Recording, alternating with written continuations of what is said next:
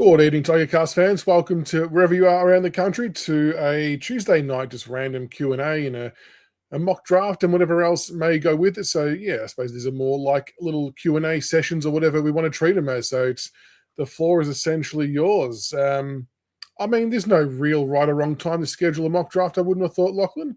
But essentially, I had no plans to do this, but a lot of people were asking for it on Twitter when I mentioned that we might be doing a live tonight. So thrown together a bit of a late mock draft, just kind of extending on the top 10 one that I had done. But I do have a special guest joining me to help go through and pick that first round mock draft. Soon. So we will get stuck into that once he arrives. But hope everyone is doing well. I don't think I advertised it for 8:50, did I? I think I just said it'll be on at some stage tonight. But no, I was getting together a list of names for some of my picks for the draft. So just doing a little bit of tinkering and some fine tuning. But yeah, it's been an interesting week. An interesting week for a lot of other clubs other than our own in a lot of ways. We've got captains wanting to leave with Zach Merritt and now Dry Simpkin. Charlie Curnow still allegedly wants out. It's kind of gone from what was maybe going to be a bit of a boring trade period 6-7 weeks ago to one of the most fascinating ones for quite some time, to be honest, depending on what transpires, if these players find homes or what's happening. So, it's really interesting to see all that playing out. And I just, we're kind of just sitting there in the back seat, not doing, well, on the surface, we're not doing a lot, but we're probably doing quite a bit behind the scenes, no doubt, to try and poke our beaks into different potential trade scenarios. But yeah, it's I don't know. I guess it's fun to sit back and just watch some of the chaos unfold and not be totally around us. But it does feel like, look, if we're going by how it's portrayed by the media, which could be totally different to what's actually happening behind closed doors, but if we're going by the media portrayal, it does look like they're self-imploding. There just seems to be a new article out every day about them, whether it's fabricated, planted, whatever it might be. It's not a fun time, I don't think, for the Bombers fans. And I don't know if there's more people to come, as in leaving, but it's going to be very, very interesting to see what happens in that space. What news you got, Hawk Tim? You seem to have some gossip every time we jump on. So what have you got? The Rosas one. So that's obviously come out. How are you, Hoops, by the way?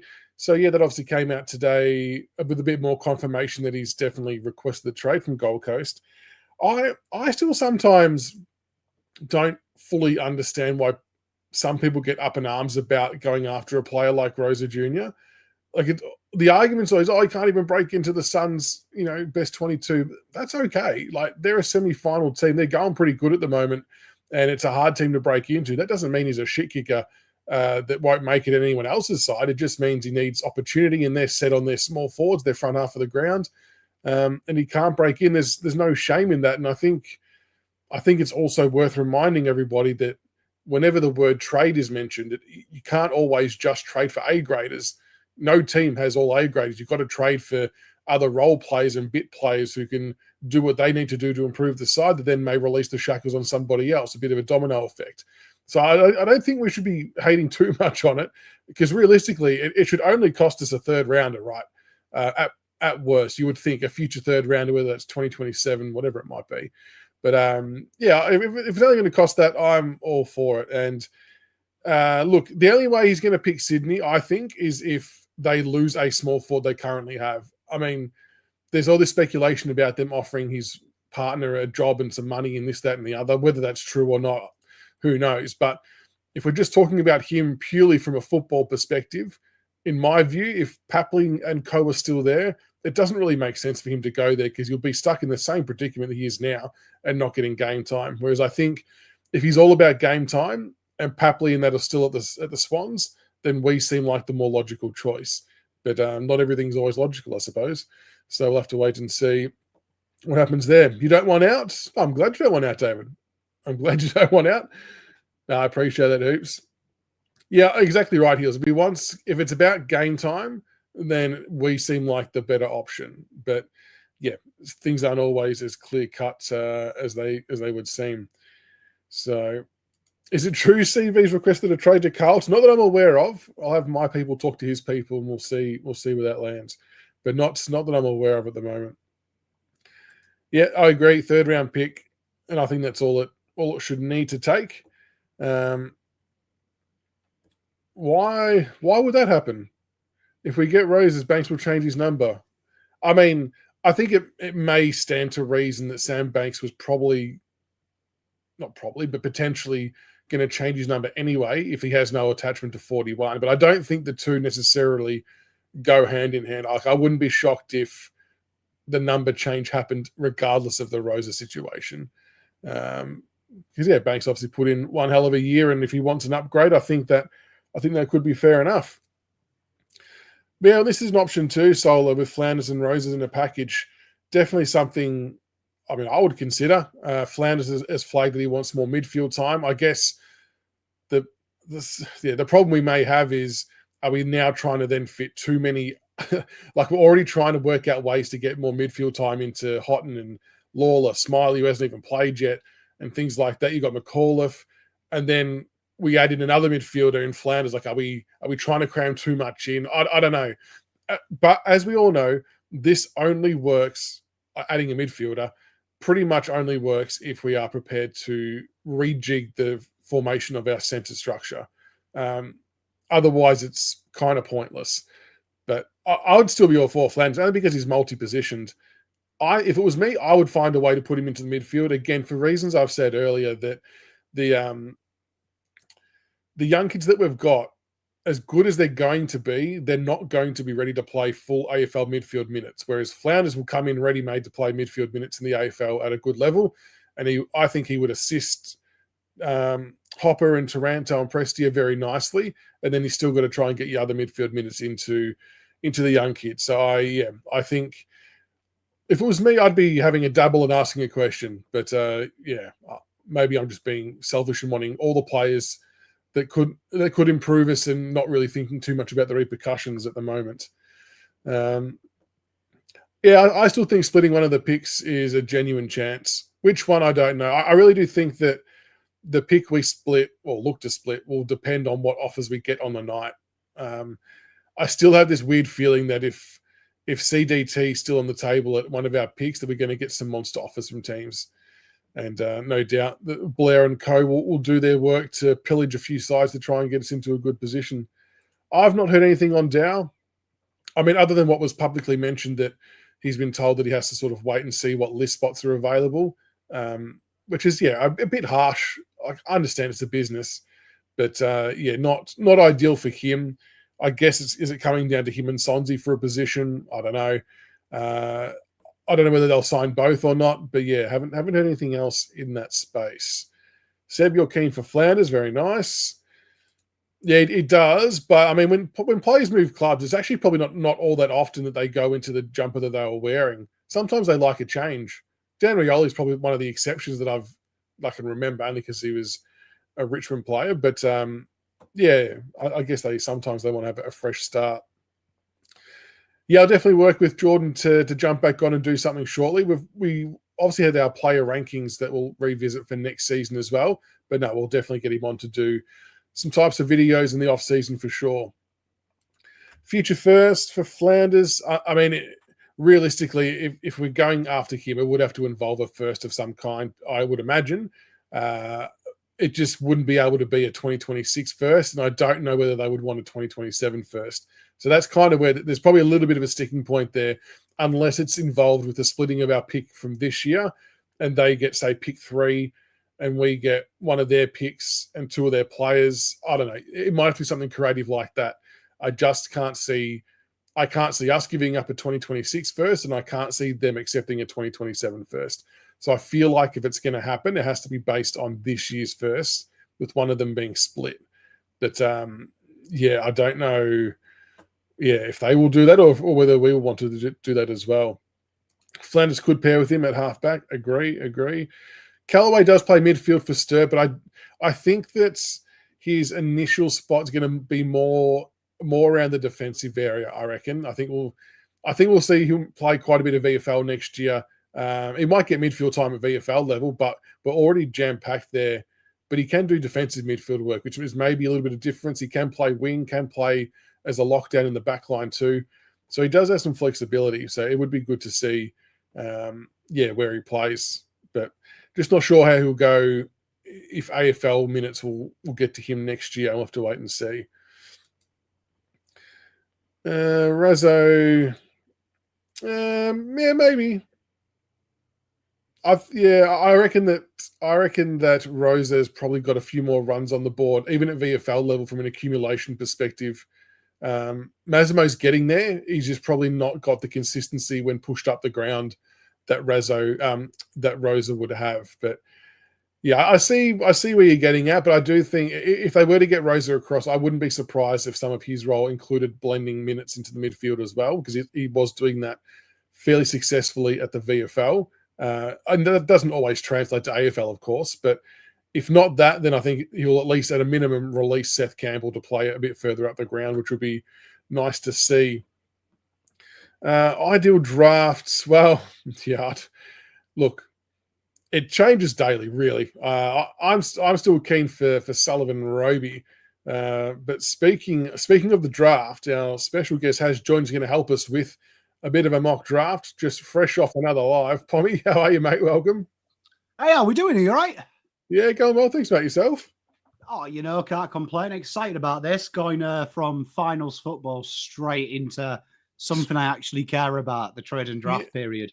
Yeah, I know. I appreciate you jumping on at such late notice, but I obviously know that you've got very broad football knowledge, and I do see a lot of your draft videos. I thought, instead of me trying to guess what other teams are trying to pick, I think it might be interesting to get your take on it, especially when it comes to the Richmond picks, because I feel like that sometimes when I do things like this, I end up being biased. Yeah, it's always hard, isn't it, when you look at like your team? Because I think when you look at your team, you kind of like you kind of manipulate the draft. I know I do it sometimes. I know. I fall in love with a player. So like last year, Sid Draper was my love child. Yes. So sometimes I manage to manipulate the draft. Funny you say that. I did that as well with Sid Draper. I thought he could have quite easily gone number one and no one bat an eyelid. Yeah, I'd try and sweet talk myself into, no, he won't go to Adelaide. And then when Carlton got pick 3, I kind of sweet talked myself into that. I was right in the end that I didn't think North would resist Finn O'Sullivan, just because they are obsessed with, if we get as many midfielders as possible, one will eventually stick. And that strategy seems to have served them well. You can detect if that's sarcasm or not. So it's fascinating when you look at the draft. I think this year, this draft is actually really hard to pick, though, because me and a few of my mates, we fight about drafts all the time. We make big calls in our group chat. I think you could actually make a good argument outside of 5 for anyone up to about 25. I think you could actually have a good, solid debate with it. I even think the top 5, you could have a good, solid debate on who you'd pick for number 1 as well. I always think it's set in stone. Like, previous years you've got that Harley Reid, that Sam Lawler, or even Finn O'Sullivan was pretty on par in that sense, but it just doesn't have that feeling this year, does it? No, it doesn't. And I think people have downplayed this draft a lot. So it really annoys me a little bit, because people have kind of like made this draft look like we've got like absolute waste of space in the draft. And that's not true. I think what this draft lacks is your out and out sexy star. But I do actually think that if you've got 5 picks inside the first 30, 40, I think with the right list management, you could actually build the core of a list in this draft. I just think that a lot of it will come down to development, but there's a lot of upside of a lot of the kids. And I think there's going to be, said it in one of my previews, I think this draft might be the one that's really funny to do in 10 years' time, because I reckon you'll see a lot of shift of where I think people it's... went. I sort of agree with you. Like, I was probably guilty of it early days as well, sort of buying into the weak draft hype. But the more this season's gone on, the more it now feels like the wording's more of an even draft, that you might have 2 or 3 that it feels like are the clear standouts with Sharp, CDT, and Dersma. But even then, it's not really a certainty. But then after that, I really do think this year there could be some value in splitting picks. Essendon could find themselves in an interesting spot with potentially 3 picks in a row after they get the Draper compo which could, see them get a pretty good haul too.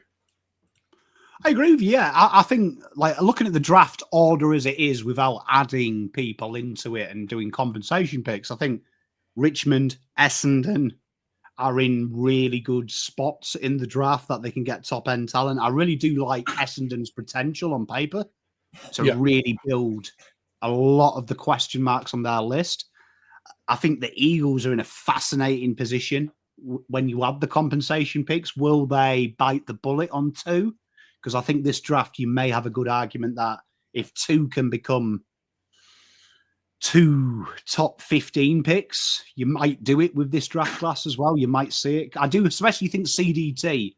I am not like the other draft guys. I'm not sold on CDT. I'm not either.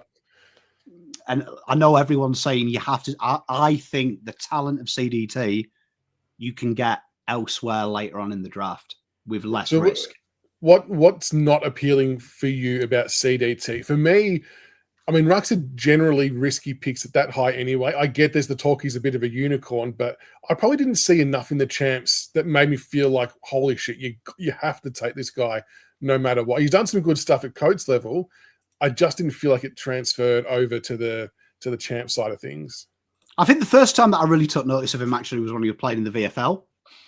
And I saw it. I was like, okay, I can see how this starts. You start as a forward, but when you're telling me the teams that have to take him, so when I've watched other draft guys, they've said Richmond have to take him, Eagles have to take him.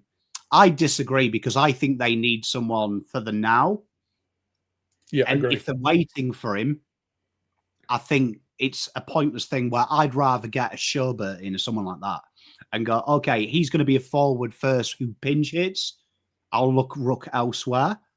I just think I think he's an incredible player, and I think CDT will be good, but I think it's going to be like a little bit like TDK. I think it's going to be someone that's going to have to be nursed for 4 or 5 years. Once that happens, he'll be a very good player. But unless you've got multiple picks, I wouldn't be punting on him straight away. No, I agree. And like you call about you need him for the now. And that's exactly what my argument's based on, is that even if Nank retires in 1 or 2 years, he's not going to be physically, he is in CDT, won't be physically ready to take over the number 1 ruck spot. So we'd have to potentially trade in anyway. The only thing that we maybe don't know is how much the changing of rules in the game aid his development and fast track him a little bit. But I just think it's more of a timing piece for us that I think we're better off going for those, midfielders that can really, really help us go forward. We do like speed. There's no denying that. But it's going to be interesting to see, because do you think could CDT be one that slides on the night? Do you think could he be a surprise slide? He could be. There's a few players that I look at in this draft, and I go, I could see you not being in the first round, and I could see you being in the first round as well, like literally. So I think there's a few players that fall on that. I think when I look at Cooper, the most argument I could make is maybe Essendon, but this new draft rule, the ruck rules, it kind of annoys me because I think that the other way that you'll negate this, yes, your athletic ruckman's going to be sexy. I think you'll also you'll start to see people use people like Cripps in the ruck, a bigger body, and play the extra mid, which was kind of how that third man up rule was going, why we hated it. If you remember Blitzarbs, when that was still around, it was absolutely dominant. So I think you'll start to see that if we can get the ball on the ground, which you see with a lot of the athletic ruckmen, when it comes on the ground, that's where the midfields go to work. So I think people are using that as a focus to back him in as this is the guy for the future. I think he's a very good player. Like, you see it in the VFL. And I implore everyone to go out and watch the VFL game. He was pretty tasty, it has to be said. He slotted up forward.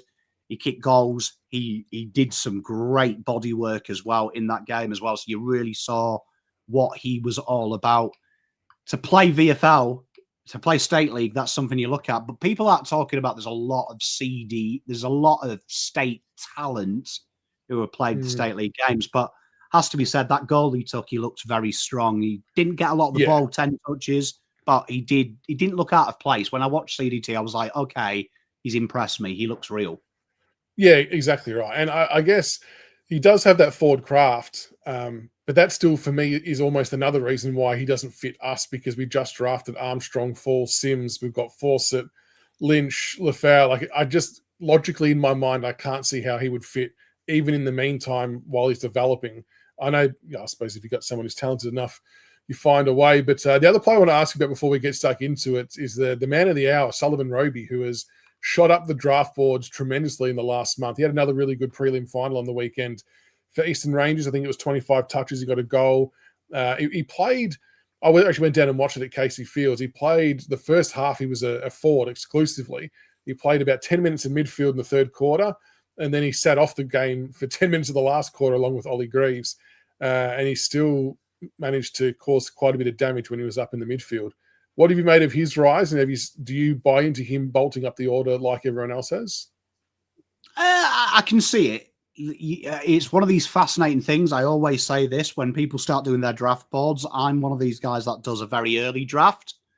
So not many people do that, but like I had Mitch Marsh, I think my first one in April, he was like 11th, and people were like, "Is Pom taking the piss? Is he a cricketer?" And he did, and amazingly, this is the cheat code: play well at the national champs. Yeah, you'll do it. The other cheat code is don't play national champs and take the piss in the last 8 weeks of the season, and that is what Sully's done. He's really fascinating case, Sullivan, and these are the types of players that I get kind of excited about because he plays like he reminds me a lot of Brodie Kemp, and I always think the biggest loss we ever had in AFL draft history is Brodie Kemp's final year. We never got to see it because of the ACL, but there was something about him that we were maybe seeing the prototype of what the next thing is.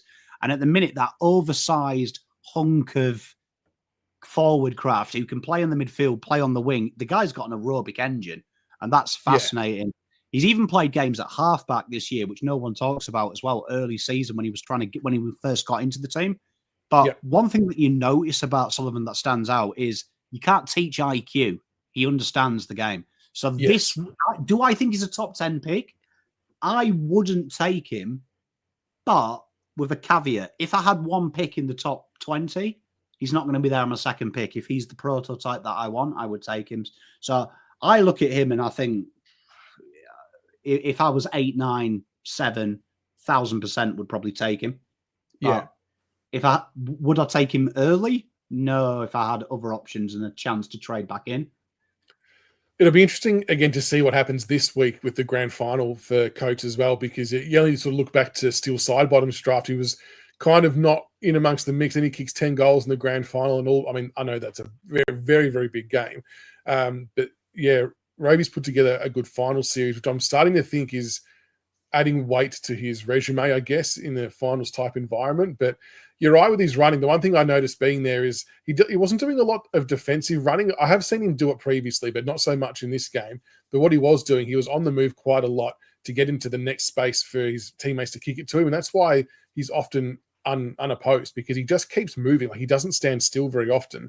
So he's not necessarily explosive. He's not slow. I think he's relatively agile for a player of his size. But he's going to be fascinating to see where he lands in the whole draft scheme of things. But I'll bring up the Magic draft board now. I'm hoping I haven't stuffed this up, but I've tried to add in the compo picks. We're not going to worry about bidding because I kind of only like to focus on the players we've all got, the open pool draft, because we've all got access to those players. But the compo picks do play a part, and I guess there's a little bit of guesswork in some of that. So I've got the Eagles with a compo pick for their one, and I've got the Bombers for Draper and your TDK compo, but I guess that's going to go towards Harry Dean, I assume, somewhere around that mark. Would that be about right? You know what? I find Harry Dean a fascinating thing, because I know people have got him as a highly rated defender, right? So I think St Kilda will bid on him. I've got no doubt. My question mark with St Kilda is, do they keep pick 8? Right, okay. You reckon they'll try all trade? The people that they're linked with. Like, I could see that being broken up for other picks to maybe appease what Gold Coast looked for, because we all know the Sauce runs when he was at Carlton. He's a very shrewd operator. He knows, while you have the pick, the asking price is the pick. Hawthorn tried to do this last year. They knew while they had their first rounder, Barras was that deal, and they traded it, if you remember, which changed the trade narrative, because that's what clubs ask for. While you own a pick, I wouldn't be surprised to see 8 maybe traded down, maybe moved around in a deal. Flanders, if he requests the trade, I'd imagine that means he's going to go. So I'd imagine Gold Coast straight away would ask for a future because they've got it, but they're still short of bids. Their players are coming in as well. So it could be fascinating what they do. Do they look at going down to 8 and then trading that themselves? It could be a fascinating one. But I don't think Harry Dean's a top 5 selection. Like, I look at what the teams need. Yeah. I think when you look at Eagles, they're looking for stoppage power. They're probably looking for backmen. They're definitely looking for two-way running midfielders and forward pressure. Richmond, I think they could use some rebounding halfbacks, some wide wing work. I think they would like a key position player. I think they'd like a well-rounded mid. So then I look at Essendon. Essendon probably, you could make an argument for a key defender, but are they going to bid? There's probably no reason to. And I think it's always important to know, Cal Toomey never says this, and it really annoys me. Power rankings, just because you have someone ranked 6th doesn't mean he'll take him that. Because the AFL, at least Eagles aren't going to go, let's just say, a key forward was number 1 and they wanted mids. They're not going to bid on him just because they bid on what they want. So you got to be prepared to take the player if you don't get matched. Yeah. Yeah. Because can you imagine, let's just say Gold Coast for banter, no one bid on their players, and at pick 6, they thought, let's play funny buggers and bid on Harry Dean to piss Carlton off, and Carlton said, no, take him, mate. Yeah, like, oh, fuck, okay. Yeah. I don't think it's ever happened before. I don't reckon anyone's ever bid where they've not wanted the player. But you're right. They have, actually. Mosquito. Oh, really? So a good friend of mine worked at Hawthorn and used to tell me some horror stories about Dodoro, but the story goes that I was told they were in the canteen at the draft and Dodoro was sat in front of them and they deliberately had a loud conversation saying, we're really worried that a bid's coming in from Irving. We actually can't match it. We're desperate for this player here. And literally 2 minutes later, they went back in. And if you watch it, and you go back and watch it, they bid on Irving Mosquito. Look at Dodoro's face of shock when Hawthorn go, nah, it's all right, mate, go for it. Oh, jeez. That's pretty good. I'd like to see it more. I'd like to see it more. You don't get that school doggery anymore. Fair play. You got to try and play those mind games to do what you have to do. I saw someone asking here about Gold Coast. The other caveat I did with this mock draft is I kind of wiped out Gold Coast picks because they're probably going to be absorbed by matching bids. So they sort of felt irrelevant, whether that be right or wrong. But with that said, we've got West Coast have the number 1 and what we think will be the number 1 or the number 2 pick, Pommy.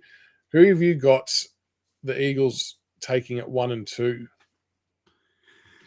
This one's a tough one because I'm doing this if I was the list manager. Pick 1 without a shadow of a doubt for me in this draft, Dyson Sharp. No questions asked. And I will argue that until the day I die. His champs was good. I mean, that was as a mature performance that you would likely see. He's got leadership qualities. Playing senior football against men, I think, is another big tick as well. I'll be shocked if he doesn't go in this first 2. What will be interesting is if they don't end up with pick 2, you would still go Dyson at 1 straight out? I'm a firm believer if I have 1 and 2, I take what I incredibly need. And I think Dyson Sharp is exactly what Eagles need. They are bottom 3 for clearance differential, negative 5.2. Scores conceded from I-50. Scores generated from when they win a stoppage and clearance. Marks around the ground. I think Dyson Sharp is that guy. He's a competitive animal as well. I think the combination of him, Harley Reid, turns me on as well. And I think the thing that stands out with Dyson is when they were in trouble, South Australia, which wasn't very often, but if you go back and watch their first 2 games, particularly against WA, they were in strife at times. And how hard he works is exactly the kind of player. He reminds me of, for stars to shine, you need a black backdrop. If you put a star in front of the sun, it's not as bright. That's why you don't see the stars in the daytime. You need the black backdrop. He is the black backdrop that makes stars better. So I think instantly pick 1. Yeah, I think that's fair enough, him going there. it's weird because I've often said that I don't know, like if he was to get through to our pick, I feel like we've got a lot of similar player types, but I think he's still one of those players that we, as a club, we'd probably pull the trigger on, but I can see why people would look at other options if he was still there at our pick, but I don't think he'll be there. Pick number 2, the Eagles have got, this is where things get really interesting because obviously Dursman's been touted as number 1. CDT, as we spoke about, has been highly touted for quite some time. Josh Lindsay's floated around. Sam Cummings been floated around, a whole raft of players, but who would you have them taking it to with their Alan Compo pick? This one's hard because now with your Compo pick, if I was the list manager here, this is where I'll contradict what I said earlier. Cooper, Duff, Tytler would be a huge consideration here. Like, I'd be looking at it now and going, Dyson's what I desperately need. I'm losing Allen. Job Shanahan looks a sort, though. So he looks a sort. Long-term, Flynn and Bailey Williams aren't your rucks, are they? Like, let's be honest. You do want some more dynamism in that. If it was me, though, I would be Will Dursma all over this. I just think what I love about Will Dursma, and no one talks about this, is there's been times this year at state level, at national level, he's played at centre half back. He's played half back. He's played on the wing. He's played on the ball. He's played at half forward. This guy can play anywhere. In the right system, with the right development, and the right kind of kudos, this guy is a point of difference. This game could be a game changer. I would take Will Dursma. If I was building this list, I'd be like, okay, cool, let's get this now. This midfield now is fucking sexy. Yeah, that's a pretty good addition. Have you been happy with his like consistency, skill level, things like that? They're probably the 2 things that they've had the most question marks raised about him during the course of the year. Yeah, you see, I look at it a bit more insular, right? When you're a professional sporting organisation, unless you're Carlton, you should be able to develop players, right? You should be able to develop players, right? It should be quite easy. You should make them better. I look at him and people say, oh, but sometimes he turns the ball over. Look at where he kicks, though. Look at he go back and watch his national champs. Every one of them kicks he takes on is the bold one. Every one of them is the one that gets you out of the shit. In 10 years' time, we praise players like that. So I think having him on the outside, being gift-fed the versatility of him, guy's world-class. So 100%. I agree with Scotty as well. If I was Essendon, I'd be looking at pick 2. I'd be all over this because I think Will Dursma ticks every Essendon box. Every box. Up. Yeah. Yeah, that's what I do personally. But I can make an argument for CDT. Yeah, fair enough. The one thing I don't like, I haven't enjoyed people writing off Will Dursma because of his surname. Like, you got to give the kid credit for the player he is and not associate or worry about maybe how good or bad his brothers have been. This kid can play footy. He's played multiple positions, and yeah, he's going to be a player. You've got to think, look, when Gary Ablett's kid goes through the draft, are you going to be like, oh shit, he might be Nathan Ablett? Like, yeah, exactly. Just take him on their merit. Take him on their merit. You're banking he's Gary. You don't care about Nathan. You're banking he is. So Dursma's a very good. He's definitely by a country mile the best of the Dursmas. Yeah, I agree. Pick number 3 for Richmond. Who have you got us taking? So have you just? We're just going to ignore all Gold Coast and Brisbane guys, just to make this easier. I reckon so. Yeah, because I think to Lunchtime's point earlier, wrong one I clicked on, that you would have to assume that Richmond and West Coast, unless there's been some handshake agreements with trades, that we would both be bidding our asses off pretty early to try and wipe out some of these players. And to your point earlier, I don't think either club would mind if any of them weren't able to be matched and you have to take them either. Yeah, I'd hope in the real world we see this because no one's talking about it. Gold Coast have got some very good players that no one's talking about that you need, and Brisbane have as well.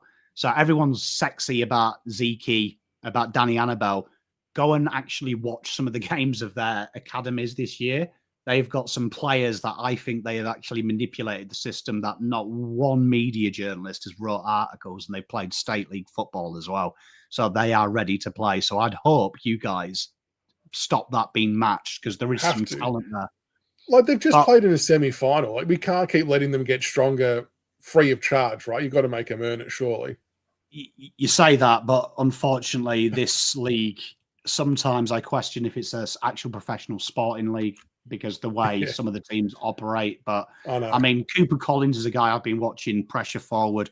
He's played 8 VFL State League games and he hasn't looked out of place, and not one person has talked about him.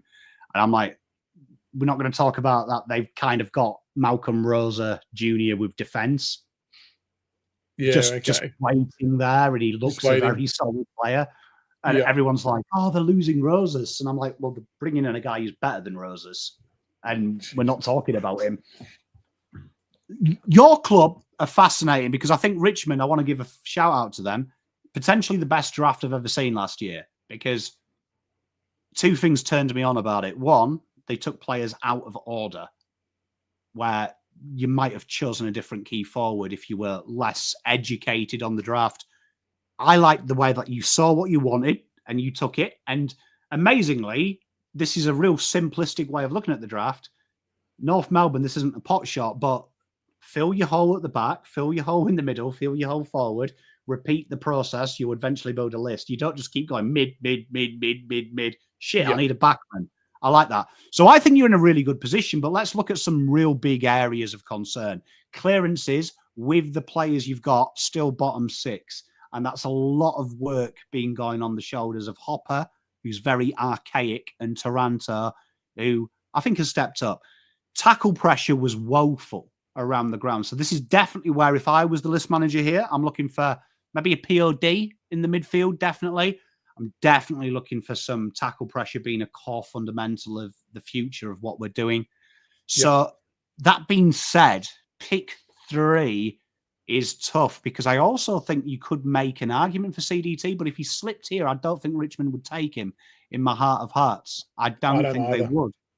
So that being said, that makes this a very tough spot, but I'm going to go with a little bit of a shock here. And I am going to have a little bit of a riser here.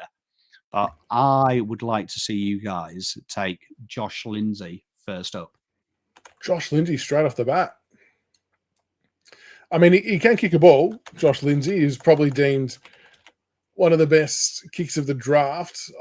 I guess the question's always been about is taking a half-back that high. Good, I know he's played a little bit of wing as well, and he could develop into a midfielder. But I mean, I can definitely understand the rationale behind it because we do need people with skill who can kick the football. So I don't think there'd be too many arguments in that space. Well, I mean, the way I think of it, if you actually look at it, the modern day game is built off the back half of the ground. There's no surprise that the 4 teams left in the comp are all top half for scores from defensive half. It's amazing. The worst stat you ever see is, kicking efficiency shit from teams. They don't score inside 50. One of the biggest advantages of being able to move the ball quickly off the back half is you create natural one-on-ones, natural outnumbers. You watch Gold Coast play, you watch Collingwood play. They're the masters of this. You watch Geelong play. Once that ball's turned over, that ball's there quickly, so you can't set your defensive spread. Yep. Josh Lindsay is the king of that. You don't have any issues defending. It's moving the ball with purpose and pace. I think Josh Lindsay... In 5 years' time, Josh Lindsay is what wins you a flag. So I think you've got all the pillars. He would be the guy that I would definitely take. Yeah, he does take off some nice kicks and opens the game up. Who have you got us with pick number 4? Okay, I want a bit of je ne sais quoi in this list. And I said that I wanted a little bit of intensity. I wanted, ideally, finding a Tim Taranto on steroids. So this might surprise some people. I would throw everything at Samuel Cumming here. Yep. No, I probably had him at my 3 spot. So, yep, Sam Cumming, I think, is a very good choice. Played, we obviously missed out a little bit on seeing him play the back end of the season with the shoulder injury, but his second senior game was really impressive. I think he had 3 goals, 20-odd disposals, booming kick of the ball. I think he'd be a really good addition, to be honest, if we picked him up. He plays men's Sandful, so this is another cheat code. If you want to find players, find them playing in Sandful. They're physical, they're hard, they're tough. So 4 games in State League this year, and he's averaged just under a goal a game, playing in a very physical league. Like the Sandful separates the men's from the boys. If you want to watch State League football, Western Australia, it's kind of more accurate, exciting, meh. When you watch VFL, it's kind of like you've gone to Temu and bought the AFL. When you watch Sandford, though, that's probably the closest in physicality, intensity. The South Australians don't like sexy footballers. If you're sexy, you get punched. So few question marks about him, and this is what always annoys me. One of the biggest question marks about Sam Cumming, and I've heard it 500 times, and it pisses me off, is, he doesn't run out the game really well and stuff like that. Yeah, the tank. Yeah. Fitness is something that you learn, right? But people have also got to understand that there's been a lot of players that have come through the draft that under right physical situations, you improve very quickly. Fitness is one of the few things we can all improve ourselves. The natural skill set you can't find. So you can't find that type of player. And the difference here with Sam Cumming between other players as well is, I think, like, great question, Sam Lawler, is he the same player? The thing with Sam is I think he's more of an inside mid that can go forward. I think Cumming is a half forward general, a guy that can change a game. Think Bailey Humphrey, someone like that. So suddenly I think you look at Richmond's list, oh my God, this is good. And look at the teams in the draft in doing well at the minute. They kill you front and centre and from halfback. Josh Lindsay, killer. Forward, game over. Like, he's going to crunch players. I think it's a really exciting combination, that. Yeah, I think so too. I like it, and yeah, it's a footy smarts thing as well. I also do think that, as a bit of a side topic, that at this 3 and 4 point, if Duff Tyler isn't gone by the time it gets to our pick, I won't be shocked if offers come to try and get one of these picks and a split happens. But we can't predict everything. Essendon, interestingly, if the Draper compo comes through like we are assuming it will, we'll have the next 3 picks, 5, 6, and 7, which is a very handy spot to be in. So who have you got the Bombers taking in this? A lot of people with the Essendon are saying trade for the future, and I would totally disagree. I would totally disagree. So I think at this stage, if the draft has fallen like this, following Essendon because Fiona makes me watch them because evidently she hates me. I've got to watch them in depth. This is a team that I've fallen in. I hate to say it. I've kind of fallen in. They've become like my brother-in-law. He's not my blood, but I kind of like him now. So let's look at the issues of Essendon. Essendon's issues are off the charts, but the big one, key position defensive rate, worst in the AFL, right? Their one-on-one win rate. Forward of the ball, worst in the AFL, right? So win and win rate. Clearance differential, second worst in the AFL. Scores conceded from defensive 50, the worst in the AFL. So they definitely need that ability to zip, spread it, move it. If Merritt leaves, I hate to do this to Scotty, I love you, I don't mean to bring it up. If he leaves, that gets even fucking worse as well. So yeah, this is fascinating. But straight away, CDT. I'll be like, okay, I've got Sam Draper 2.0. And in my opinion, CDT is way better than we've ever seen of Sam Draper. He's consistent. Straight off the bat. Yeah, I think of all the teams in this top 6 or 7, it did probably feel like it made the most sense for Essendon to take him. But Draper leaving maybe throws a spanner in the works. But yeah, I think that's where he'll end up, to be honest. It'd be an absolute great get for them. You couldn't fall off with this. What about pick 7 for the Bombers? Who else can they add to their list? 6 and 7. So we've got CDT in. He's through the door. He's shiny. Well, I'm going to base this on Merritt's left. Right? So I'm going to do this. Yeah. I hate to do it, but this is just it. Ollie Greaves, day one. Straight away. He's Zach Merritt, the modern day Zach Merritt. And I think him working with Durham, who's going to do the hard work, I think he's an incredible link-up player. That's what people don't talk about. What I used to get turned on, the best player I've ever seen in the draft was Nick Dacos. And I remember this was my first series of videos, but Cal Teamy was trying to tell everyone Jason Horne-Francis was better, and I was like mental. Nick Dacos is the best player I've ever seen in 10 years of watching the draft because he brought players in as opposed to doing it himself. Jason Horne-Francis basically just flexed his muscles, looked really good. What I love about Ollie is he makes other players look better. And if I was Essendon Football Club, this is exactly what I would want to build my culture around. So huge, huge player. Bring him in. No, I like it. He was super impressive on the weekend too. The goals he got, I think he was on a bit of a smaller opponent, but he just made light work of it. He was really solid. Who are they taking at pick 7? Is this now, so getting this Draper compo pick in, if it lands in this spot, Is this where they can be a bit more adventurous and take, not, I don't want to say a risk, but look a little bit broader? 100%. It's also an area where you can start getting a little bit creative and sexy here as well. Like, I think you've got what you need. You've got your inside two-way bull. You've got your Sam Draper replacement. And ultimately, when people ask about list management, the good clubs, what they do, go and look at Hawthorn.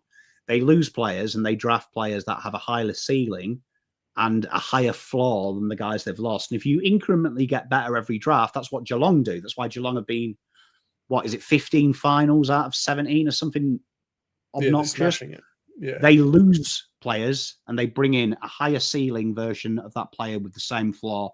Slightly do it. You're delisting your 30th man every year. Let's just say you bring in that. So if we're not trading this one out, I would say this is interesting because you can make an argument for Sam Grilge. Now, I think Grill is a real interesting one because he's an elite winger, can play off halfback speed. I'm not quite sold on it. I would be not averse if I were them to pair up Ollie with his mate, and that is Xavier Taylor. Oof. And look at trying to rebuild the Bomber culture with a modern day methodology. You've got Archie Roberts, bleeds red and black already. So obviously the culture, when people say Essendon's culture is shit, I disagree. Look at how Roberts plays. Look at how Gus Clark plays. These guys have bought in very quickly. So get the right people in. So start building around that model. And I guess if Jordan Ridley is looking to leave, as is what's speculated, then Xavier Taylor, being a 191 centimetre defender, I'm not going to say play at Ridley's level straight away, but could be someone that develops into that role. I actually think that he could play on a wing too. I think he's got some good athletic traits and isn't necessarily pigeonholed as a defender. Amen. Amen. Big fan. Big fan. St Kilda would come in next at pick number 8, assuming they hold on to it. Well, I think they're straight away, because they're the big advocates for getting rid of the academy for the Suns. I think straight away this is going to be Harry Dean, Max King straight away. Yeah, you reckon they'll bid for him? Yeah. And because they've been so open about it, I think you're going to definitely start pissing people off, because it looks like the AFL world, if reports to believe now, 15 sides are against it. There's one side that's abstained. We don't know who they are, but Geelong are their mates in this one, which I find funny because Geelong, literally, they don't really care about this. It doesn't affect them, but they're obviously trying to ruffle the feathers. I do expect Sauce here to be a dick and go Max King, Harry Dean, kill Carlton. And just, make him have to pay. I'll applaud it. I'll genuinely applaud it, because at least stand for something. That's right. If you stand for something. Yeah, I think they will too. But then I would assume that both of those would get matched. I'm probably going to pop Harry Dean into your 10 here, because I think you'll end up with him. In an open world, though, who was St Kilda then going to take it pick number 8 after they start bidding on everybody? I think this is fascinating because you look at what they're building and obviously what they've tried to do, and no one's talking about this. You look at the players they're linked with, it's very clever. It's very clever what they've done. So they've brought in players that they definitely like. You look at St Kilda, scores from stoppage is disgusting from them. Inside efficiency rate, shocking from them. Very industrious, though, very hard-working, and no one talks about St Kilda's list. St Kilda's list is very combative. It lacks the star quality. You look at their 23 and you don't go, wow. They're one of the few teams, but they work incredibly hard. So this is fascinating. I know people are saying Philippo, and I find that fascinating because I think that's part of us have this romantic appeal, don't we? Bring the Dursmers together, bring everyone together. It's all good, isn't it? We all like it. But ironically, and Scotty's right, it is the type of player that they probably want. They probably do need another Philippo. It's fascinating what they do because they've brought in backs. They're bringing in backs, Lee Kalia, J Sauce. They brought in a ruck, so they've got that. But Steele seems to be on the outer, so you could make an argument there they want a midfielder. But at this stage of the draft, I am going to put my neck on the line, and I'm going to back Scotty in here. I think forwards, they'll back their forwards in.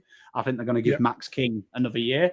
I'm going to say, with this pick, St Kilda, bring in Sam Grill. Sam Grill, going for the outside speed. And I think it's something that they've done for a while, brought in outside speed. I think they'll look at this as a massive upgrade of Brad Hill. And now they've true. got the extractors and the winners to win the ball. I think they'll bring that in this year. So I think that's what they'll look at. They're going to be a fascinating team to watch with how this all meshes together with the players they've picked up. It's going to be truly interesting. The Filippo one, I can see them doing it, but not even from a romantic perspective, despite how logical that might seem. I reckon that Filippo's got a really high ceiling and is so much of an unknown. Like, he's athletically gifted, and he's one of those ones that you could see bolting up, I don't know, in somewhere that Essendon crop of players too. But Grill might not be a bad shout for them. Bit of outside pace for the Saners. I think he'll look at it. I watched his Richmond VFL game. I think he was very impressive. He was very impressive. So I think this is something that he likes, his versatility. I know people are saying forward. I could make the argument for a forward. I just don't think this is something that the area of concern for them. I think that they have openly backed in their forwards.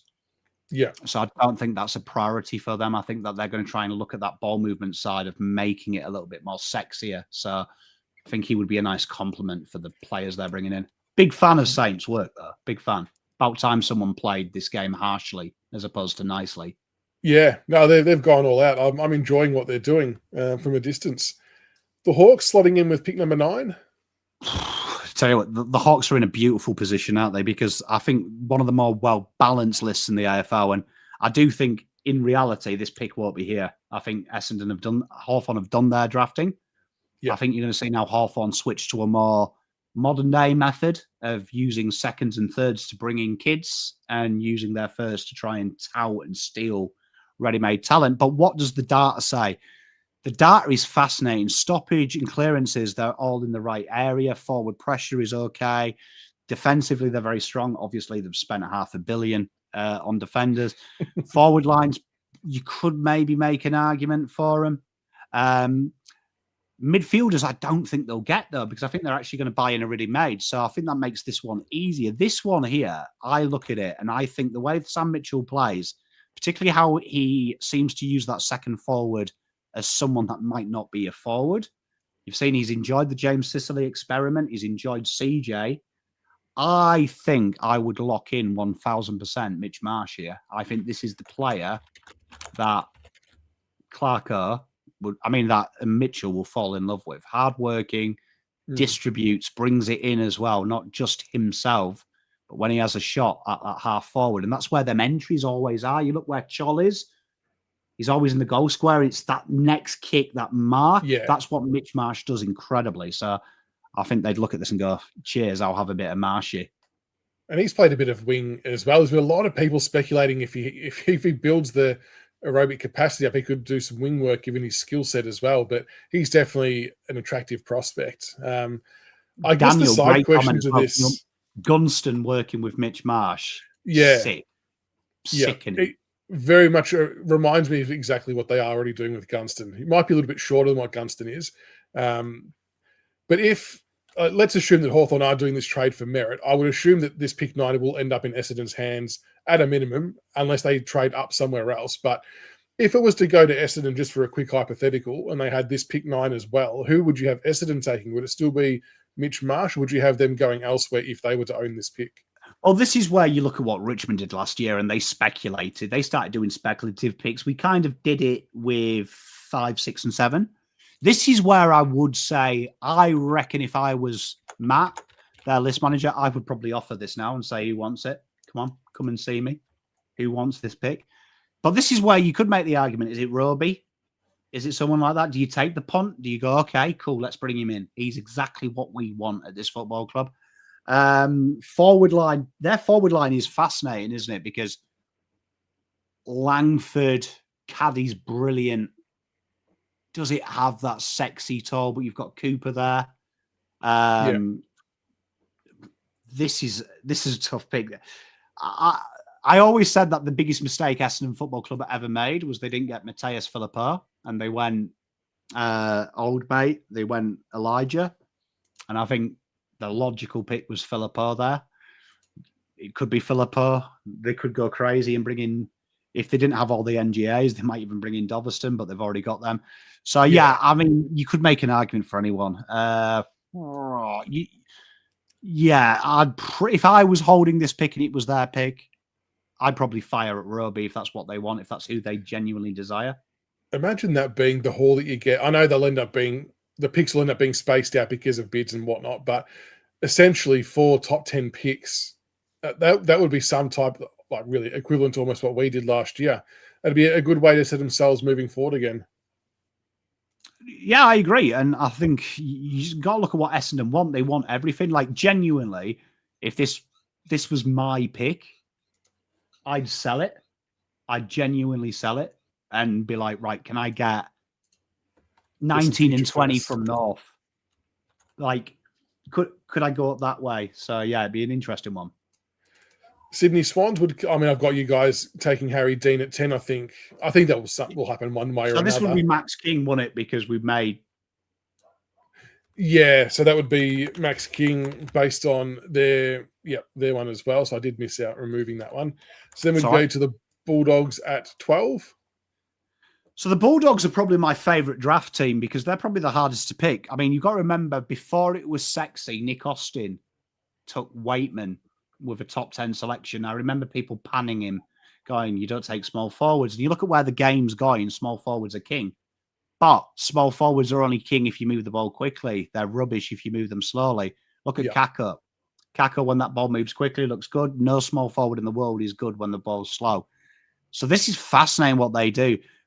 What their thing is, one of their weird things with Dogs, and it's one of my 2 favourite stats about the Dogs, and it's what holds them back, in my opinion, is for a team that dominates around the ball, their ability to get the ball inside 50, shithouse, and the forward half pressure is one of the lowest in the league. So this is interesting what you do. You know what I could see, and this could be a shock a few people. I reckon that this pick here is Lockie Doverston. I think I had the same thing, and I guess my thought process was more to do with they've got Sam Darcy, they've got Norton up front. They just need someone to maybe partner with Riley West, snapping at the feet, and can sort of clean up and hit the scoreboard. I agree, and I think you look at them, they've negated Bailey Smith in a great way. Matt Kennedy's coming in. He's added that point of difference. I do think when you look at their small forwards, I do think you could add this. Waitman's to come back, but I do think the next thing is adding that. And Doverston, for me, doesn't get talked about enough. Nick Watson, you've seen what the Wizard does. This guy is up there with Watto. He is a phenomenal footballer, and he's charisma personified. I'd love Doverston at my football club. He struts around, doesn't he? He knows he's reasonably good at football. You definitely want, if you wanted a wingman at Rebs, Doverston would be your first call. Like, it would be the first guy I'd call. If I was going out on a wild night out, I'd be like, Dovey, come on, mate. I'll pay for your beers. You just make sure the vibes are high. I think he's a really good chance to be there at that pick for him. But there's other players that are still kind of floating around that would be interesting. I mean, still got who else we have? Like Hibbins, Hargrave, Farrow, Filippo. But I think Doverston just structurally felt like he made the most sense. I agree with you. Freo at 13. This is a tough one, right, with Fremantle. I think Fremantle need quite a lot. One of the things with Fremantle that annoys me is they're not aggressive enough. And when people talk to me about that, they blame structure. I think part of it is their ability to get meters gained quickly. And they are bottom 4 in transitional meters gained in the defensive mid to midfield, right? Which is scary. And then when you look at their makeup, Jordan Clark's a really nice runner, but they play him a little bit higher up. Luke Ryan's getting a little bit older, but they play him that back pocket. I still think they lack that natural panache to get out of there. So I think they'll stay close to home here, and I would be all over Jacob Farrow, who I think is equally as good as Josh Lindsay, just hasn't got a good marketing department. Yeah, I've watched a couple of games of Jacob Farrow's. The only thing that I noticed in the games that I saw is I didn't feel like he did two-way running, but it could have just been those particular games that I watched. But he definitely does have a knack of finding the ball. And I think if he was, I don't like using the term Vic bias, but I do think if he was in the Vic framework, that he would be spoken about a lot more highly than what he actually is currently. I agree. And this is again WA. WA, there is a Vic Bias. You want to know where the Vic Bias is in the draft? Having 10 touches in VFL or in Victorian football is the equivalent of having 25 in the waffle, the way people play and monitor this game. So it's hard to be taken serious, but tough picks, but this will be interesting. And then the other one that has slipped significantly is Fred Rodriguez, the other WA product. He was like way up high on a lot of boards, let's say midway through last year, and he seems to have fallen off completely. He does, yeah. And the problem was with that, and I feel sorry for Toby Wan Kenobi, as they dubbed him, and Rodriguez, is because WA's midfield got smashed. And I don't think that was because of their midfield. I think that was because their forward half pressure was Banterville, and they got absolutely overrun while everyone else was looking to spread. They play a very patient game style, which is almost archaic. I think Rodriguez is a very good footballer, and for a long time I had him well in the top 10. It's just I don't think he showcased it, so this will be an interesting one. I appreciate that, Justin. 299 in Blair, we trust. Agreed. Blair Hartley, we will. It was actually really difficult for me not to say to him when I saw him on the weekend that we want to build a statue of you. It would have been just a real dicky thing to have gone and said. But yeah, he does some wonderful things for our club and is undoubtedly probably one of the highest paid football recruiters or head of footballs, we want to call him, in the competition. So no, we love Blair Hartley. The Giants with pick 14. So they're fascinating, GWS, because one thing that the game has got past GWS at the moment is the ability to use the ball and also getting some really solid ability to spread the ball. And my issue with GWS, and I've been calling them frauds all year, and people have hated me since round zero. The reason I call them frauds is when it's on their terms, brilliant. I don't think they have the ability to wrestle the game back. GWS are a fascinating case because they are willing to take a risk. They are willing to take a risk in this. So I look at this one here, and three names strike me. One, Noah Hibbins-Hargraves, who I think at this stage now is probably getting to his point. Philippo is one. This is where I think if any team would take Roby, these are the guys. They did it last year with the small forwards. They took them well out of the reckoning. So I think I'm going to go big here. I think Sullivan Roby, GWS. That's the type of player that they would take. Jeez, there'll be a lot of not happy Richmond supporters out there if he slips that low. Yeah, I think it will be fascinating if he gets to that stage. He would actually complement them quite well, I think. I could see him fitting in nicely for the Giants. Yeah, I think the fact he can play anywhere, that's what their obsession is, and I think that's part of their problem. Do I think it's a good pick? Absolutely not. I probably wouldn't take it if I was them, but I think that's the type of player that I do know that GWS were one of the first clubs to go and scout him. They sent someone into the States, so I wouldn't be surprised to see them put a bit of time into him. And it's interesting, like with these last three picks, we're sort of now talking about with Freo, Giants, and Adelaide, teams that are in finals who are still trying to find incremental ways to get better and keep themselves up there. So the way they pick, plays a big part in that. But we've got the Crows up next with 15.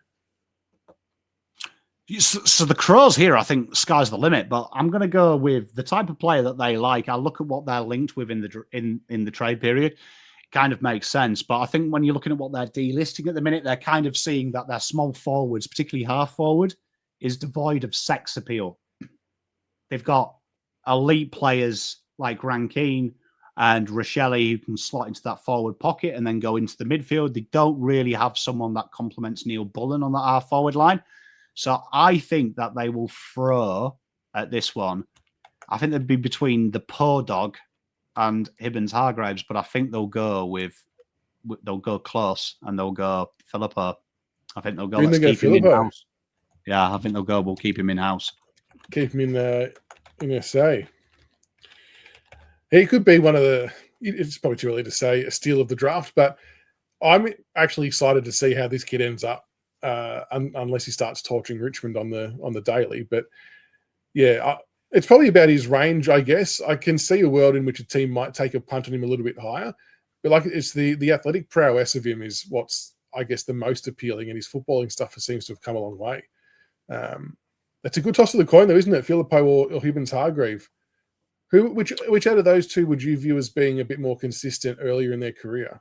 I think consistency, Phillippo, definitely. I know he's been injured, but you look at when he's played, he's done it. Hibbins-Hargraves is an interesting one because I think he's elite talent. He's one of my favourites in the draft. But you want him at a top club because the pressure will come very early. And if he's playing for a rubbish club, people forget these types of players. Sammy is a freak. Right? Yeah. You took last year, right? Because he can make things happen. Not many people with that talent can do. They're waiting for the ball to come to them and they develop that. You look at Dusty. He developed that as he got a little bit older. He always had the X factor. As he got older, he knew when to stand off, when to get involved, when to move, when to come back. So I think he'd be perfect at Adelaide because they can hide that. I just think if he went to a bottom four club, it would be a little bit like the Zane Dersmer effect at North. Everyone's getting on his case, but look at who he's playing for. Like, the guy is X factor and the ball comes in once every week. So he's always going to look shit. Yeah, exactly right. And you got to definitely take into account the team which these players are sitting in. And that's why, like, the one from last year with Sam Davidson, who went to the Bulldogs, who was playing in our VFL, people sort of getting up in arms about how well he's playing for them. Or even Murphy Reid, for example, the way he's playing at Fremantle, had a super year. Like, why didn't Richmond take him? But I just don't see a world in which Murphy Reid, for example, I don't think he plays anywhere near like he has for Fremantle in a Richmond side because of just how vastly different we are with where we are at in our football cycles. It's just always really hard to gauge, but hindsight is wonderful with those types of things. We've got West Coast with pick 16. The problem with the draft, Chris, I always say this, is it's a shame we don't have a crystal ball and we can't see how these are in 5 years. No. Really make drafting not fucking easy. This is interesting, with the Eagles, with the first picks, we've gone midfielders, haven't we? So we've gone really exciting. We've got our midfield sorted. So this now is like, we're in free hit territory. So when I look at their players, Sandy Brock, I do like him. And I saw someone in the comments saying, would the Dogs go for a key defender? I think they've got young players. And this is what I would say about Eagles as well. They've got youth. If they're looking for key position players down the back, they probably need some more mature players, the Doggies. And the same as these guys. They've got Buslinger coming through at the Doggies and things like that. And the Eagles, they've got some young guys. This one's really interesting here because I think there's so much you could do. Like, I could make an argument that I don't think their wings are good. And they tried Hunt, never quite worked. Tim Kelly will slide there. So I look at Leray. Harley Barker, for me, if he didn't get injured, would be a top 10 talent. So we're now in Puntville. This guy is a goal assist machine. Harley Barker should be a top 10 player. I'm going to punt, though, on here. Losing Oscar Allen, I know that Job Shanahan's the future. I would be looking at this and going, Aidan Sherbert all day. Bring him in. Partner him up. Yeah, because I think that if the ruck rules do change, and someone said it earlier, I think this is a great call. I don't know if you watched my Essendon video, because I said this as well when I did my mock draft. If I had picks in the teens and at the start, I actually think Sherbert as a ruck forward is a superior forward than CDT. But I also think a secondary, and that's what I said, I think it's very dangerous to look at CDT when there is a lot of quality keys. And the Ruckmans are a real funny one as well, because there's some very good Ruckman in this draft. Yeah, Lewis Emmett goes all right as well. Yeah, so I'd go the shoe dog. Obviously, then I'm modelling successful interstate clubs. He plays his football with Dyson Sharp. They're good mates as well. I believe they roomed together as well, so it gives that familiarity. I think he's a supreme talent, is Aidan. 198 centimeters, big boy. Yeah, he's very, very good to watch. So I think he would be a very good player. And you know what, as well, underrated is he graphs. No one talks about this. I'm a hater of key forwards that fuck about. This guy actually defends. He actually defends. He actually puts in a lot of effort in what he does. And I like that. I think you need that at Eagles. So good little player. I've got the lines here, but it's kind of dawned upon me that may not be the reality. That'd probably be Danny Annabelle. Yeah. That would probably be eaten up. So then 18, we got the Cats. Oh, I fucking hate them because they're in a real good position, aren't they? To I'll answer tell you your what, question, Birdman, why is CDT there? I think CDT for ceiling as a ruck forward, miles. The ceiling is high, like really high. He could be that ilk of the modern day ruckman. My caveat is, I know everyone always says when people are on my videos, the one thing that annoys me, I can predict a comment when I say don't take big people top 5, and people go Nick Natanui, and I'm like, okay, let's look at Nick Natanui, the freak of nature. The freak of nature. There was never a ruckman like him when he came in, so that's huge. That's huge. CDT, there's a lot of rucks like him, not enough. So I think he is a commodity. I just think when you're top 5, you want someone for now, and unless you can do how we did in this draft, you can play him forward, let him slowly develop. You're going to have problems if you don't do that. So I'm a big fan of CDT. I'm not being mean to him, but I do think you've got to look at the ceiling. He's going to be a while. Yeah, agree. That's my only deterrent for me as well. But the Cats, who could they swoop on? There's some seriously good names left as well. There's Rodriguez, there's Ludwig, we've got Harley Barker, Lewis Emmett, Matty LeRae, even like Riley Onley, who was really highly touted earlier on in the year, has kind of fallen off everyone's list as well. So he's probably another one that could come into the frame at some point. Yeah, you see, this draft is one of them drafts that I tell you what now, this is where the scouting department at there is just going to be laughing. Like the scouting department at Geelong is going to be laughing because they're going to be like, we don't even have to guess anymore because there's going to be something that falls in our lap. And people always say to me, Pom, why are Geelong good? Well, I'll tell you why Geelong are good. If you ever go to a Sandringham junior game, there'll be 18 recruiters. If you go to a Geelong's Falcons game, there's 2 old guys yelling advice, overweight. There's one guy chasing his dog, and then there's a Geelong recruiter, and there's no one else. So Geelong always look elsewhere. So this would be fascinating. Geelong would look at this. What does Geelong need? They don't need much. Unfortunately, they're a complete side. What could I maybe say? I definitely think that they'd probably like some PODs around the ground. That's what they do. They look for different things. So the 2 names that ring off the bell, Archie Ludowick and Noah Hibbins-Hargraves, are 2 players that I think they would absolutely go off on. So Noah Hibbins-Hargraves, do they need him? Key forward, have they got enough key forward depth?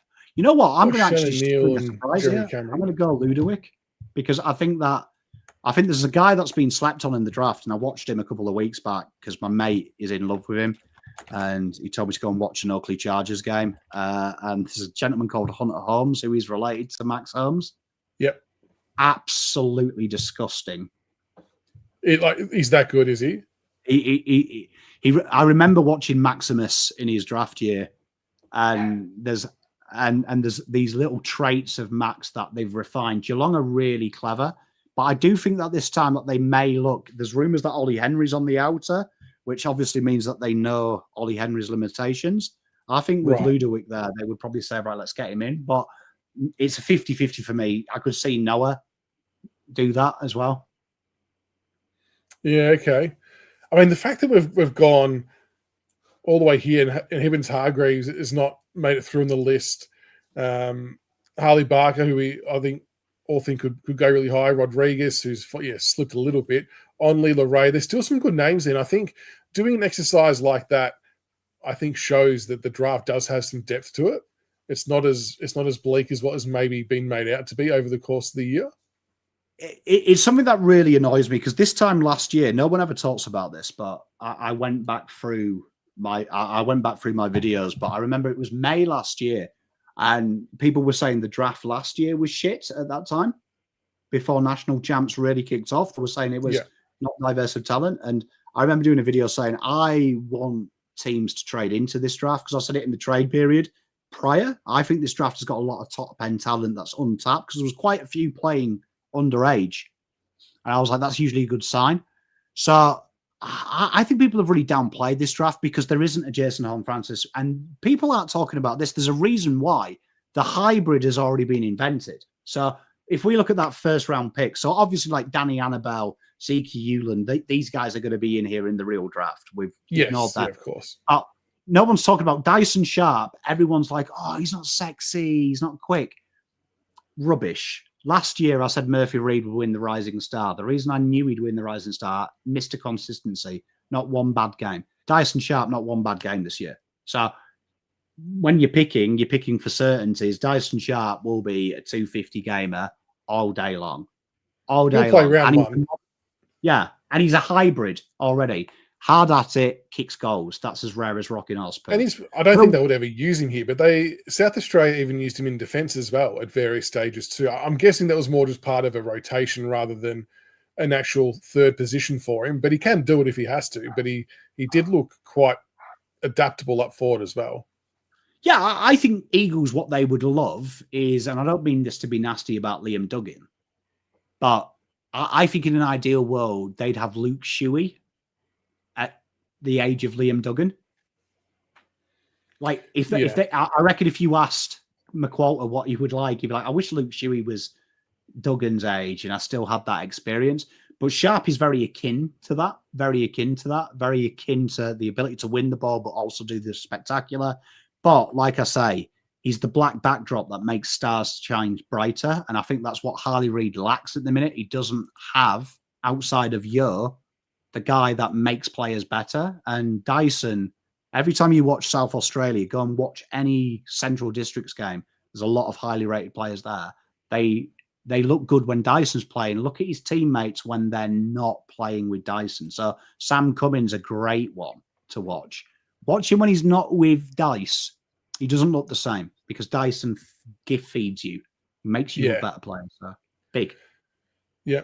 No, I like it.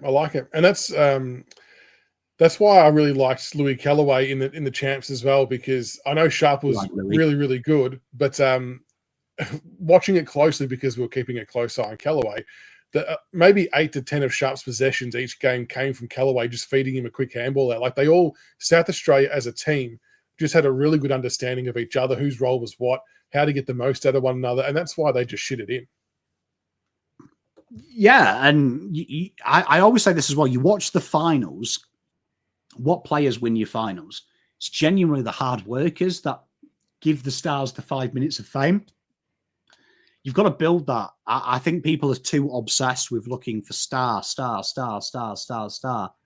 I'll always say this, the Doggies dominated this year's nominations for the All-Australian team. Where did the Doggies finish? 9th. The year before, Carlton had the most nominations. We didn't win the flag. Star power is incredibly overrated. Team power is what wins you a flag. And I think Eagles here, they've dined out on star power. Now they've got to go with get them players there. They've got the star power. All you need is a Harley Reid. If you can put good players around Harley Reid and keep him happy, you'll win flags. Yeah, exactly right. Well, it's going to be a fascinating draft. Solid Night haven't, but Hoops and Football has, so go and check out his video on Sam Cummings. I'm a little bit behind on some of the draftees. Sam Cummings makes me kind of want to defect and put in a trade request to be a Richmond fan. Oh, you're welcome anytime, Pom. You're welcome anytime. Like Taj Houghton up forward, Sam. Big Sammy. Oh, Harry Armstrong, one of my pets from the draft last year. But that Lindsay Cumming, that would be huge. And Danny, I'm in that 3 or 4 years' time. I think Danny, are you a Geelong man from memory? I'm sure I've seen you in Geelong forums. I'm not too sure, but look at Geelong. They have the star power in patches, but tell you what, Ollie Dempsey works his tush off. That's what wins you a flag. The work we're at. So tell you what, Essendon as well. I don't know if Scotty's still here. Look at that Essendon draft. Oh, we're making Essendon great again. Do we want that? Is that what we want? Well, you know what? I always say this. I'm a United man, and I hate Liverpool, and I hate Man City. But I always say when we were up at the top and Liverpool went through a struggle, I always used to say to my good mate, he's a Liverpool fan, I wish you were up here. I wish you were up here because it feels better beating you when it matters as opposed to just beating you. And he's now saying the same to me. I wish United were good because it doesn't feel the same beating you when you're 15th. Like we'd rather you be. I want Essendon, Richmond, Collingwood top 5 in the league. In the league, like we're playing prelims against each other. Like imagine that. It'd be huge. Charlton, Richmond, Essendon, Collingwood prelims. Like that's what the league wants. Well, I reckon the last one that would have happened out of those teams was our elimination final against you when the whole saga was on, and then Juddy beat us with one arm, and Brock McLean was pulling shit out of his ass. That atmosphere was honestly unbelievable. Even though we lost, it was unbelievable. But Brock McLean having a double quarter pounder before the game started, being told, "Oh mate, you're coming out," he turned into blooming Prime Lockett, didn't he? Yeah. We do want that. And look, I always say this: I love my football more than I love Carlton. So I can say I'm loving what Richmond are doing. I have to say, last year I was so excited. Hawthorn and Richmond, it's so exciting to watch teams actually do proper list management. Actually gut your list, go hard. Like I hate watching what Essendon and Carlton have done. Carlton and Essendon have pussyfoot around it. Eventually, you just do it. Rip the Band-Aid. Take the medicine. It is definitely some short-term pain. Like next year will be painful for us as well. And I think half the battle, probably not, the club probably don't care so much, but it's trying to sell that story and vision to supporters and making sure they understand that it's a marathon, not a sprint. But realistically, we're probably looking at like 2030 until we're maybe knocking on the door of finals again once these guys all come of age a bit. And if you had a Lindsay and a coming in and let them settle as well, it'll start to look really nice at about that point in time. I don't want to big Richmond up. I actually think 2028 you'll be back in finals. I've got a feeling that you'll attack this draft this year's draft hard. You did last year's. I think the model has been laid, and I'm so excited that's why we've been doing Moneyball series on my channel, because there's a model of what Geelong and Hawthorn have done. Hawthorn have taken what Geelong have done and combined it to modern day. I think next year you'll target free agents. Like, so, the I think so too. I think you'll start seeing you guys pull out of the draft saying, right, we've got the core. Can we upgrade the mediocre players with someone? I won't be surprised to see you throw some money at players. And I think that's the way out of it. So, we've got the money to do it as well. We've got a war chest. Yeah, I could see it happening. And that's the way. And that's what no one understands. And I think sometimes the arrogance of clubs, saw it with Eagles last year. I remember Eagles fans, I love Eagles fans, but last year I was saying, you've got to take the medicine. Just do it. And I criticised the pick 3 swap. I was like, that's absolute madness that you've got Matty Owis and some incidental picks. Like you should have been trying to do a Richmond or selling it to Richmond. Like saying, do you want the 3rd best player in the draft? We offer it to someone that they've now got to. I think they've done well. It looks like Eagles are going to drop the arrogance, but Carlton and Essendon, unfortunately, we've had our arrogance where we've got to have that pride and we can't afford to be rubbish. But that's what I admire about Richmond. I heard the story. I don't know if it's true, but a mate told me this. He's a Richmond nuffy, but he told me that when Uze came in, he was quite firm with he didn't want to hear about the flags.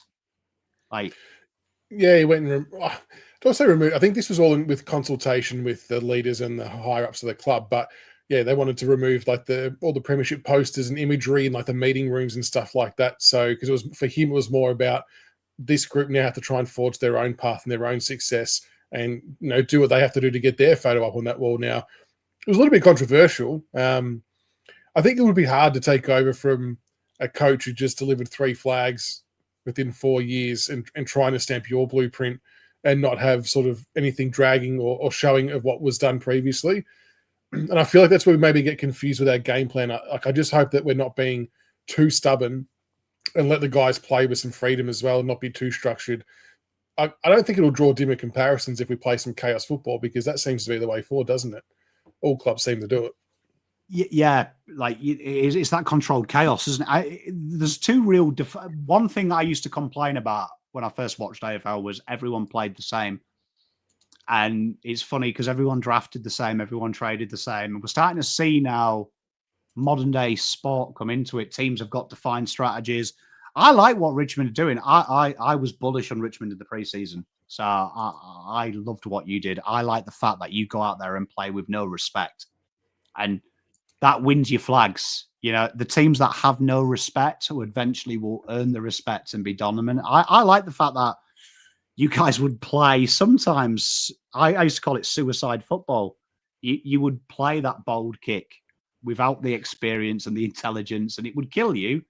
But 10 years' time, that kick wins you a flag because that's done it. And hopefully in 2026, hopefully we see that kick taken off a bit more again, and it might come off, another 5% more than what it did this year. It's better than just the boring bomb it down the line. And I get that sometimes happens because opposition set up really well. But yeah, we needed to be a bit more creative. And that's where the Lindsay pick can make sense because he can split a game open when he's got the ball in hand, which is something that all clubs need. It's one of my favorite things at the minute because everyone knows I froth a halfback, and I have done for a long time. People don't like Lindsay because he's a halfback, and it's a fascinating thing. I've heard a lot of the pundits say it. Oh, you can't take a halfback top 10. I'm like, well, you can, because Dan Houston went for a first rounder, and I said that was stupid when you can buy one. I look at Lindsay. Lindsay's what wins you a flag. Like you watch him. There's a reason that when you hear the juniors talk about Lindsay, that they say, all I've got to do is free myself up and he'll hit me. That's something that you can't argue with. That there's a reason that is so important in today's game. I would say he would be the most important commodity in this draft this year because no one has them. Like, people make out everyone can find a halfback. Any idiot can run. Find a good kicking halfback and watch a surgeon of a deliverer of the ball, and we are screaming out for people who can kick the footy. So I can see a world in which it happens. I'd do anything for Josh Lindsay at Carlton. Like, honestly, I'd do some unforgivable things. Would you wear track pants with the Carlton logo on it to get Josh Lindsay? Mate, anything. Look, I'd do a live stream with my exes, and they can tell me what was wrong with me, and I'll stream it to the world. I'd be quite happy with that. Very good. Well, Pom, thank you for jumping on tonight, mate. I appreciate it again at late notice to talk draft. I appreciate your insights, as did Chat. And obviously, Chat, we are back on tomorrow nights for the best of the rest of us. We've got Pommy's actually hosting tomorrow night, so we're going to mix things up a little bit. So yeah, it should be a good show tomorrow night. 8:30 earlier start, so we've been able to organise an earlier start, which is awesome. So we all should be a bit more up and about towards the back half of the show, have a bit more liveliness about us. Well, the girls should be. It's the girls lot. The boys, we're still ready for kick-ons. The girls want to go to bed, don't they, at 9:30, and we've got to carry them through. So yes, early start, but the same bit of the banter, I think, will be there. That's it. Justin wants to know, you keen for the Ashes? Yeah, look, this is where you're all nice to me until the cricket starts, and then you start being mean to me again. Yeah, we are doing live streams for the Ashes, so I am excited about watching cricket for 5 days on this very chair and being called a twat for 8 hours a day. I'm looking forward to that. That's going to be fun. Actually, Jones Racing, you got a good point. We have to be careful tomorrow night, Bomb, because now with Dry Simpkin coming out and wanting to leave as well, Marnie and Fiona will not be happy, I dare say, with their captains of their club. I've got to say, it did make me laugh. I mean, it did make me laugh this morning because I was like, Fiona was you could see Fiona was on edge last week. Yeah. And look, hell hath no fury like a woman scorned, as they say. I'm married, so I know what my wife is like when she's got to be in about it. You pussyfoot round it. Having 2 of the young ladies tomorrow and my inability to not take the piss, I could be in trouble tomorrow. Like, because I reckon I might drop that. I might have to drop some banter around. I think so. I'll be shocked if it's not done in the first 3 or 4 minutes. Daniel, it came out today that apparently he's asked if there's any other clubs that might be interested. So apparently not happy with the role he's got within the side. Very interesting to see what comes from that. I mean, Carlton can't talk. We've got one of our vice captains wanting out. God bless us. Like, Charlie wants to leave us, and he's in our leadership group. But Like, at least it's not Cripper. Like, at least Yeah, I think it's not the captain. It's not the heartbeat. Like Cripper, God bless him. I think he's naive and he'll stay there no matter what. Like he's like a tortured man, poor Cripper. He's going to stay there until he dies. Would you do Flounders? I mean, surely. Would you do a straight swap? I wouldn't have thought you'd want something else in there, I imagine. You see, I'm a big Flanders man. I do like Flanders because you show a little bit of creativity on the outside. I'm sold. I wouldn't do it as a straight swap. I'm not like normal Carlton fans that are saying 8 firsts, Errol Goulden, and 3 of the State League flags that you've won. I'm not that. I do think with Charlie, it's probably going to be something like Flanders. I'd have to have a pick in there. I'd have to have a pick and some little workarounds. I do like Flanders though. I do think Flanders is. We definitely need some outside run. I think no one talks about Carlton. Their outside run for a team that wins a lot of the ball might be the worst in the league, considering all we've done is draft runners. I like him as well. I'd be happy to throw a hat in the ring too, but I'm sure he'll be highly sought after. But thank you again, Pom, for jumping on, mate. Appreciate your time and your knowledge as always. Thank you again, chat, for participating. And make sure you tune in tomorrow night and go and give Pommy's channel some love as well. He's smashing it on all football, everything football, not just Carlton, but absolutely everything. So go get around Pommy's channel, and we'll see you all tomorrow night. Thank you again.